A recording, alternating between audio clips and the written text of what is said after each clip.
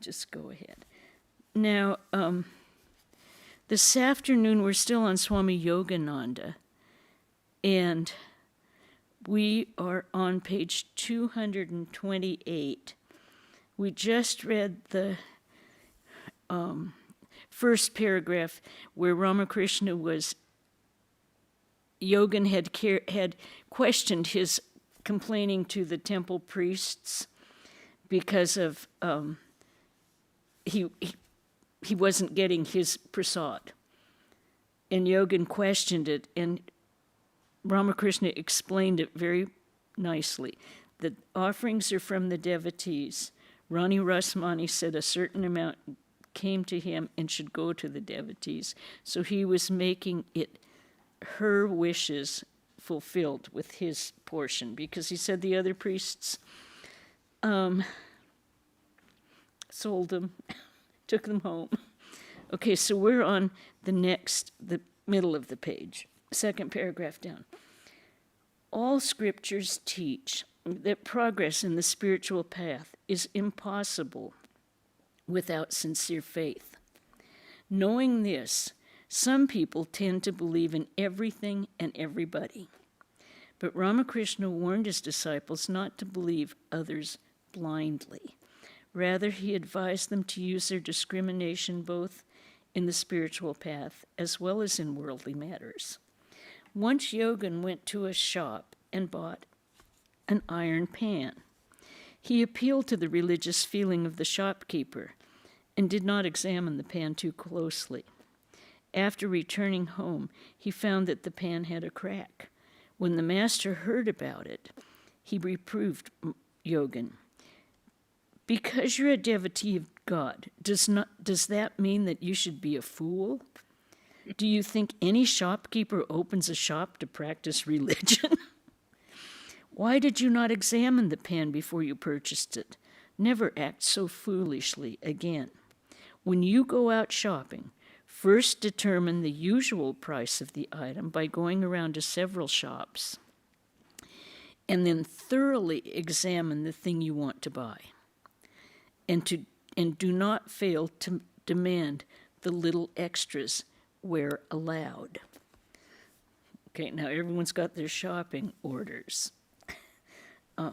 Sometimes when people begin to practice religion, they become so kind-hearted that their kindness becomes an obstacle and can even drag them down from the spiritual path. Ramakrishna would instruct such soft-hearted people to be firm and resolved. One day the master saw a cockroach in a chest that he used for his clothes. He asked Yogan to take it outside and kill it. But Yogan took it outside the room and let it go. As soon as he returned, the master said, "Have you killed it?" "No, sir, I let it go," replied Yogan. Thereupon the master rebuked him, saying, "I told you to kill the cockroach, but you let it go. You should always do as I ask you to do. Otherwise, later, in more serious matters also, you will follow your own judgment and come to grief." On another occasion, Yogan was coming from Calcutta to Dakshineshwar by boat. One of the passengers, knowing Yogan's destination, began to vilify Ramakrishna. "He is a mere pretender, practicing deceit on the public. He eats good food, sleeps on a cozy bed, and turns the heads of schoolboys." Yogan was terribly hurt to hear the man's comment about the master. At first he wanted to rebuke the man, but his gentle nature prevailed. And he thought, well, people do not know Sri Ramakrishna, so they have odd ideas about him and criticize him. What can I do? He kept silent. Upon arriving at Dakshineshwar, Yogan told the master about the incident. He thought that the master would simply laugh, as he was indifferent to praise or blame, and the matter would end there. But the master took it quite seriously and said to Yogan, "The man abused me for nothing, and you kept silent. Do you know what the scriptures say?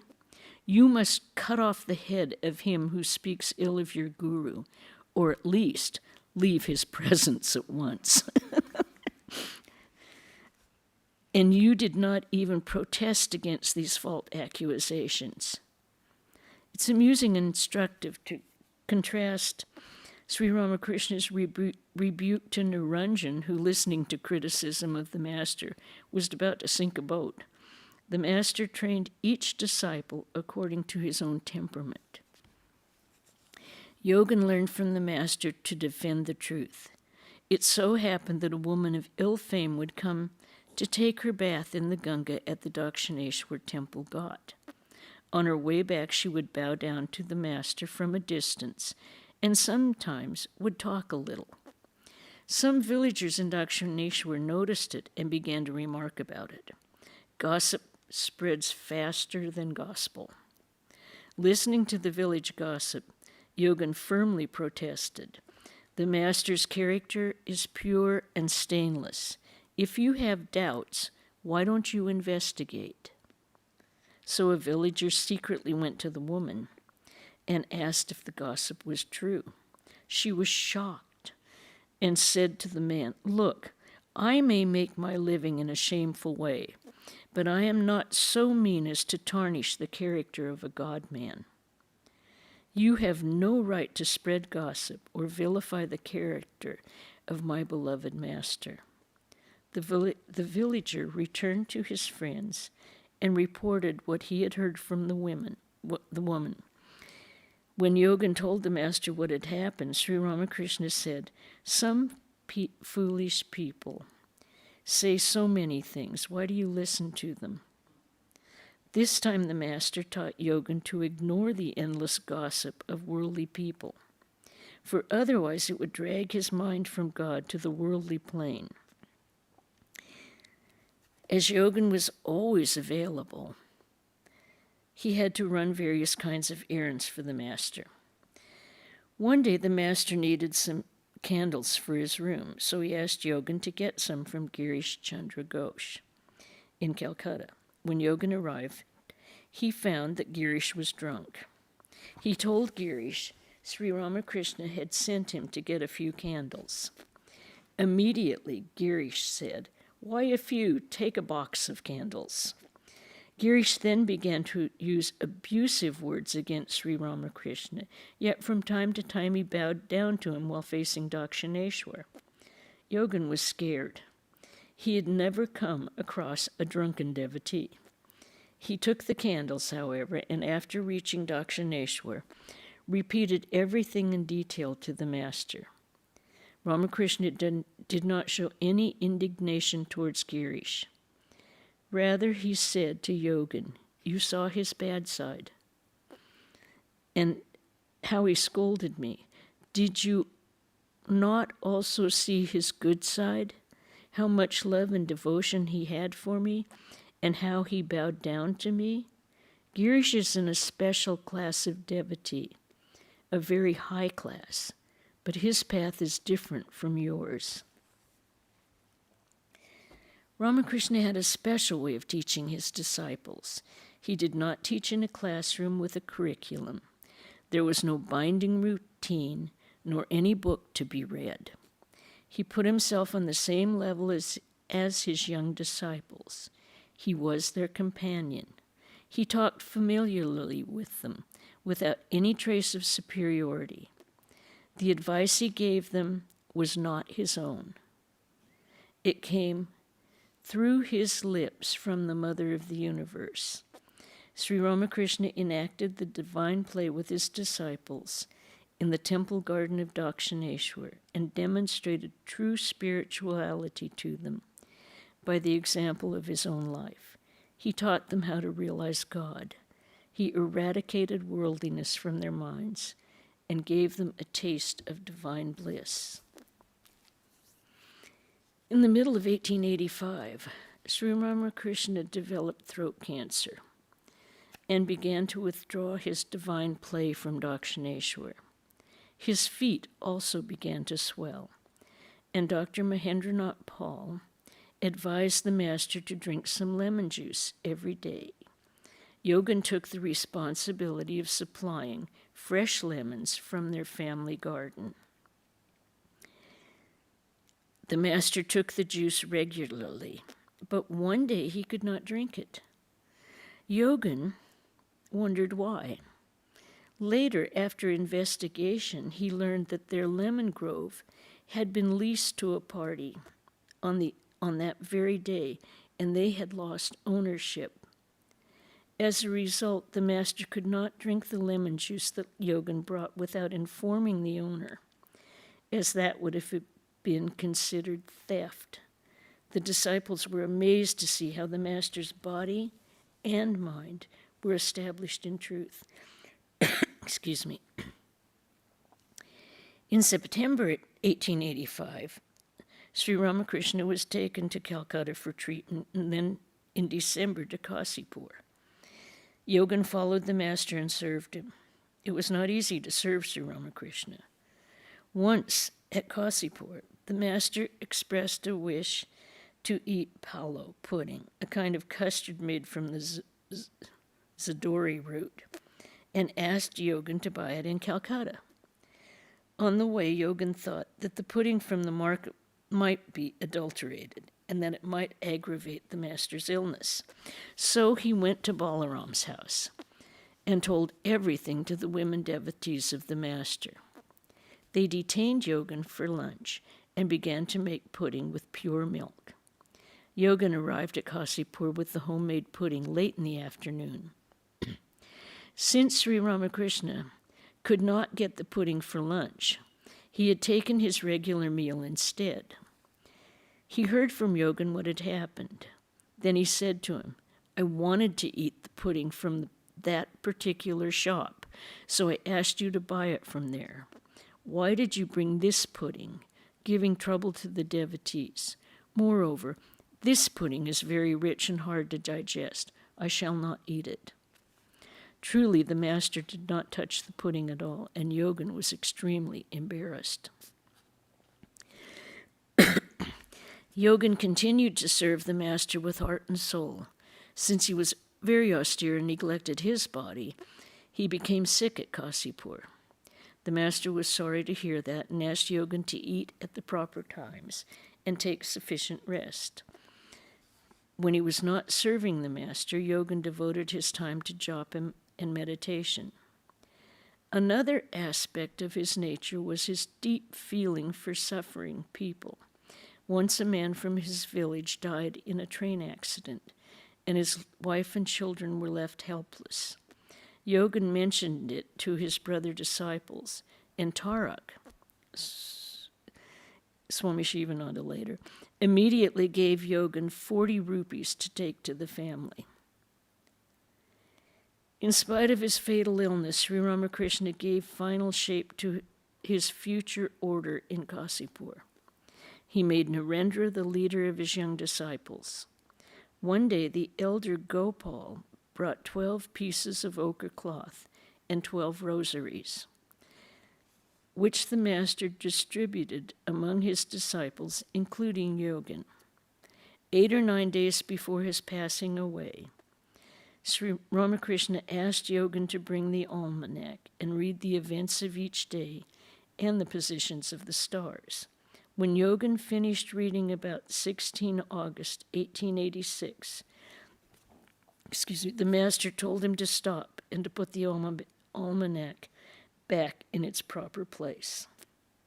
Sri Ramakrishna passed away at 1:02 a.m. on that same auspicious day in August that he had selected.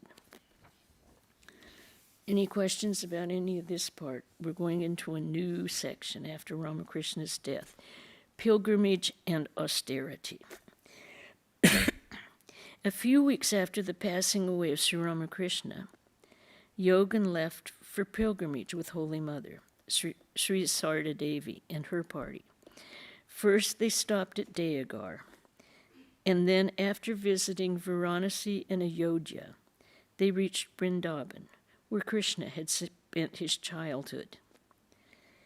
It was in Vrindavan that Holy Mother had the first direct intimation of her future mission. One day, Sri Ramakrishna appeared before her and asked her to give Yogan formal initiation.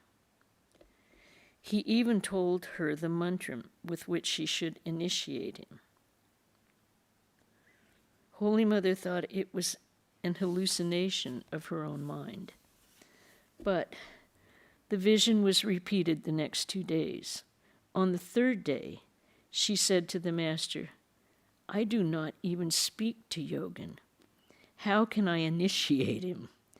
The Master asked her to have Yoganma, a woman disciple of the Master, with her at the time of initiation.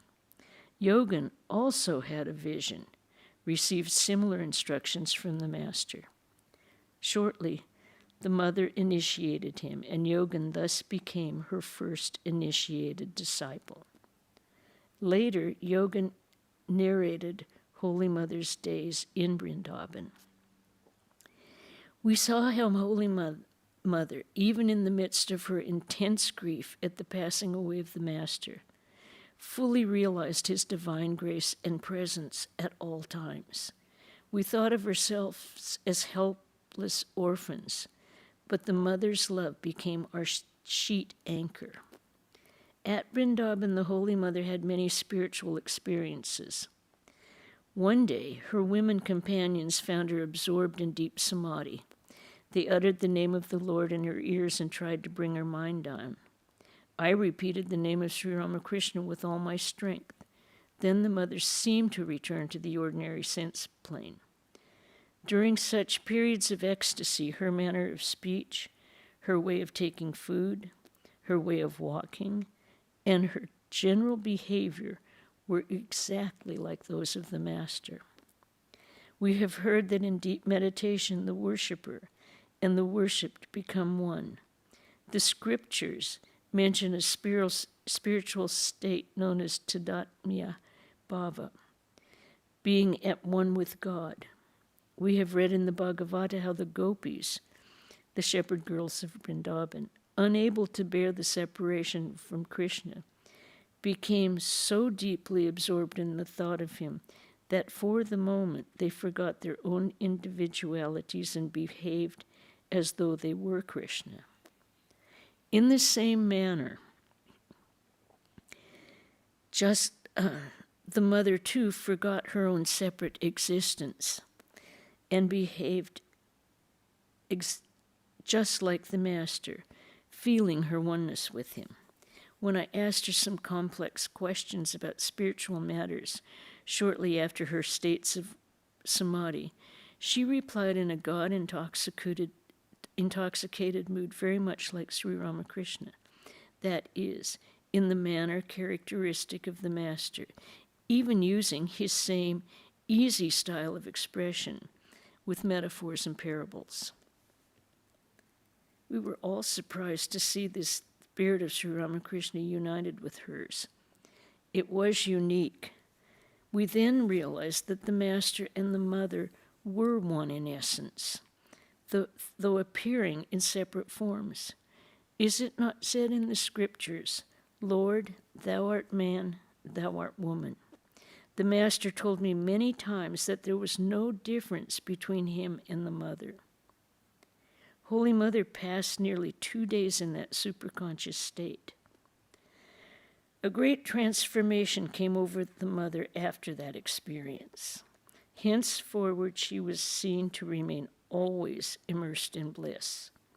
All her sorrow and grief and feeling of separation from the Master vanished, and a serene, blissful mood took their place.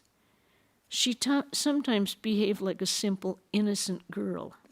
Sometimes she would express an eagerness to visit the various temples of Vrindavan for darshan, or to visit holy spots on the banks of the Jamuna, associated with the divine sport of Krishna and the gopis. She was then in such a blissful state of mind that at times her yearning for Krishna's presence and her utterance of his name with intense love reminded us of Radha. I have heard from her women companions that the Mother at times spoke frankly of herself as Radha. She passed her time in constant meditation and japam, and would often go into ecstasy, remaining forgetful of herself for hours altogether. After spending about a year in Vrindavan, Yogan went by train to Hardwar along with the Holy Mother and her party. On the way, Yogan was suddenly stricken with a high fever. While he was unconscious, a terrible form appeared before him and said, "I would have put an end to your life, but I am helpless. On the order of your guru, Paramahamsa Deva, I am leaving you. However, you must offer some rashagolas to this woman," pointing to a goddess in a red cloth. The next morning, Yogan's fever had abated. They stayed at Hardwar a few days and visited Brahmakunda, Chandi Hill, and all the important holy temples at the foothills of the Himalayas. Then the party went to Jaipur to visit the famous Govinda temple. While visiting the deities, Yogan saw a goddess with a red cloth whom he recognized as the same deity he had seen during his high fever. She was Sitala, the goddess of disease. Yogan bought a half rupee worth of rashagolas from a nearby shop and offered this to the goddess. From Jaipur, Holy Mother and her party went to Prayag, Allahabad, the confluence of the Ganga and the Jamuna, and afterwards returned to Calcutta. Holy Mother stayed at Balaram's house for a couple of weeks and then left for Kamarpukur with Yogan and Golapma.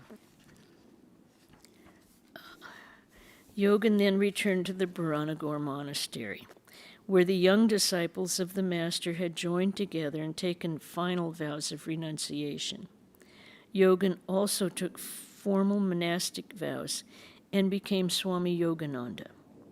His family members found out about it and were unable to make him return home. Madhusudan Roy, Yogananda's father-in-law, realized his mistake in arranging his daughter's marriage to Yogan, knowing he had monastic tendencies. But Madhusudan was a deeply religious person and accepted it as God's will. He built a ghat adjacent to a Kali temple on the bank of the Ganga near Dakshineshwar. Madhusudan spent the last part of his life worshiping the Divine Mother, and he engaged his daughter to help him in the service. Yogananda's wife had the blessings of Sri Ramakrishna. She was a highly evolved soul. She lived like a nun and spent most of her time in meditation and austerities. Later, the disciples of Sri Ramakrishna provided for her needs from the Belur monastery. In the Bharanagore monastery, the disciples studied the Vedanta scriptures as well as the Bible, the Imitation of Christ, and other scriptures. One day, they read this passage from the Bible. "For there are some eunuchs which were so born from their mother's womb, and there be eunuchs which have made themselves eunuchs for the kingdom of heaven's sake." When someone jokingly called Yogananda a eunuch, he laughingly replied, "You will see, just wait. Jesus left a group of eunuchs who shook the world. We will do the same thing." On another occasion, Yogananda mentioned the main teaching of Christ to his disciples: love one another. To realize that one sentence is equivalent to studying the whole Bible, said Yogananda. And we're going to stop there for today.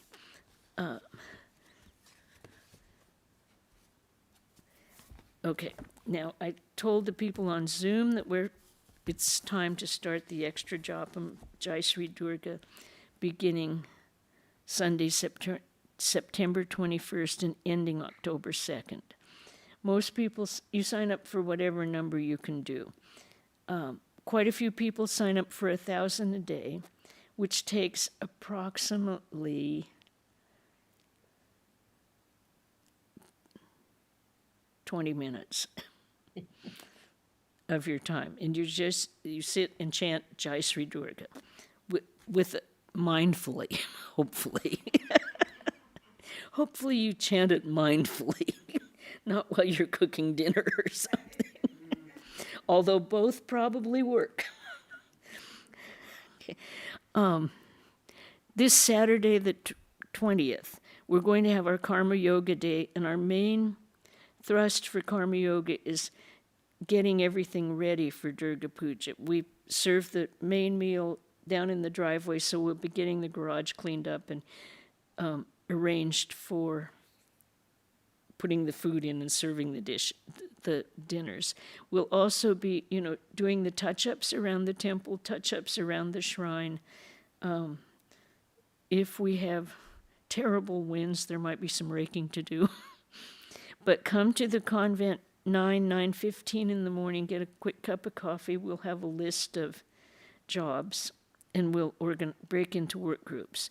Then we'll work till about noon. You'll get to rest or go to the shrine, and then we'll all have lunch together at 1 o'clock. On the 21st, on Sunday, the next day, Swami Yogananda will be speaking on our many selves. We will read about Yogananda the Wednesday after that, which is the 24th, 3 days before Durga Puja, but I think we can take a half an hour out to do that. And there will be no gospel reading on the 27th. We will have it tomorrow. No, Saturday. We will have the gospel reading.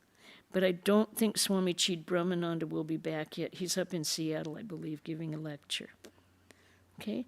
And Durga Puja starts at 11 a.m. on Saturday the 27th, followed by flower offering and prasad lunch.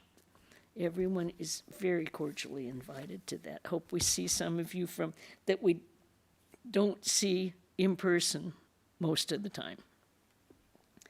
Any questions or comments about Ramakrishna's teaching style? Okay, it worked. All right. Om Shanti, Shanti, Shanti. Hari Om Tat Sat Sri Ramakrishna Arpanamastu. Everyone enjoy the rain this weekend, tomorrow and the next day.